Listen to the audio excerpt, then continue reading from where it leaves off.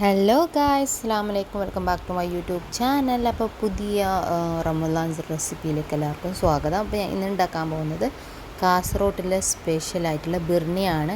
ഞങ്ങൾ തേങ്ങാപ്പാൽ എടുത്തിട്ടുണ്ട്. ഒരു തേങ്ങയുടെ തേങ്ങാപ്പാൽ എടുത്തിട്ട് ഒരു അരക്കപ്പ് റവ കഴുകിയിട്ട് ഞാൻ ഇതിലിട്ടിട്ടുണ്ട്. അരക്കപ്പ് റവ കേട്ടോ. അതിട്ടിട്ട് നന്നായിട്ട് ഇളക്കി കൊടുക്കുക. ലോ ഫ്ലെയിമിൽ വെച്ചിട്ട് ഇളക്കി കൊടുക്കണം. അപ്പോൾ നല്ല ടേസ്റ്റുള്ളൊരു റെസിപ്പിയാണ്. ഒരു ഡെസേർട്ട് പോലെ നമുക്ക് യൂസ് ആക്കാം.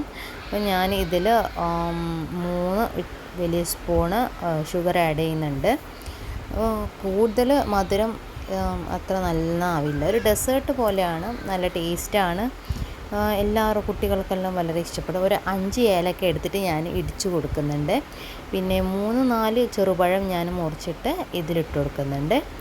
അപ്പോൾ നന്നായിട്ട് ചെറുപഴം നമുക്കൊന്ന് മുറിച്ചിട്ട് കൊടുക്കാം. അപ്പോൾ ചെറുതായിട്ട് കുറുകി വരുന്നുണ്ട്. അപ്പോൾ ലോ ഫ്ലെയിമിൽ വെച്ചാൽ അത്ര പെട്ടെന്ന് അടിക്ക് പിടിക്കില്ല.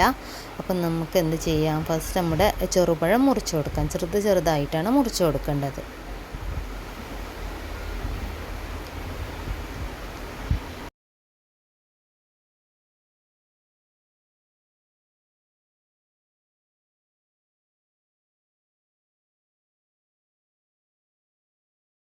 അങ്ങനെ ഓരോരോ ടൈം ആകുമ്പോഴാണ് ഓരോരോ പഴം ഞാൻ മുറിച്ചിട്ട് കൊടുക്കുന്നത്. അപ്പോൾ നമ്മുടെ ഏലക്ക ഇടിച്ചെടുത്തിട്ട് കഴിഞ്ഞിട്ടുണ്ട്. അപ്പോൾ അതിൻ്റെ തൊലി നമ്മൾ കളയുകയാണ്. എന്നിട്ട് ആ രണ്ടാമത്തെ ചെറുപഴം ഒന്നും കൂടി മുറിച്ചിട്ട് കൊടുക്കുന്നുണ്ട്. എന്നിട്ട് നമ്മൾ ഇടിച്ച് വെച്ച ഏലക്കാപ്പൊടി അതിലിട്ട് ഒന്ന് മിക്സ് ചെയ്യുക. കൈയെടുക്കാണ്ട് ഇളക്കി കൊടുക്കണം. അപ്പോൾ ഇത് 3ാമത്തെ ചെറുപഴമാണ് ഇട്ട് കൊടുക്കുന്നത്. അതും നമുക്കൊന്ന് ഇട്ട് കൊടുക്കാം.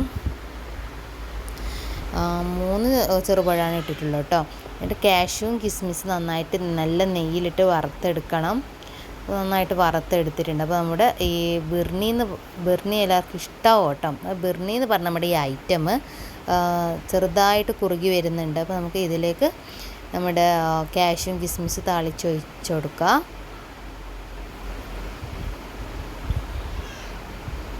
അങ്ങനെ നമ്മുടെ ബിർണി ഇവിടെ റെഡി ആയിട്ടുണ്ട്.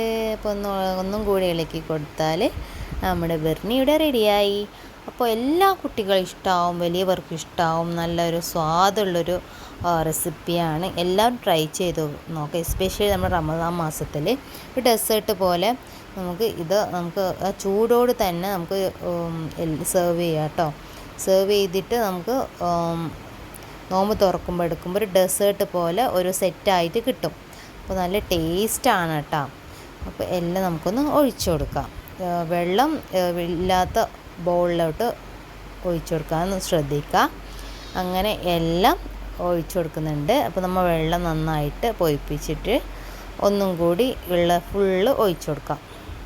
അപ്പോൾ എല്ലാവർക്കും ഇഷ്ടം, എല്ലാവരും ട്രൈ ചെയ്ത് നോക്കാം. മസ്റ്റ് ട്രൈ ആണ്. അപ്പോൾ ഇത് ഇഷ്ടം എല്ലാവരും ലൈക്ക് ചെയ്യുക, ഷെയർ ചെയ്യുക, സബ്സ്ക്രൈബും കൂടി ചെയ്യാൻ പറ്റാം. ബൈ.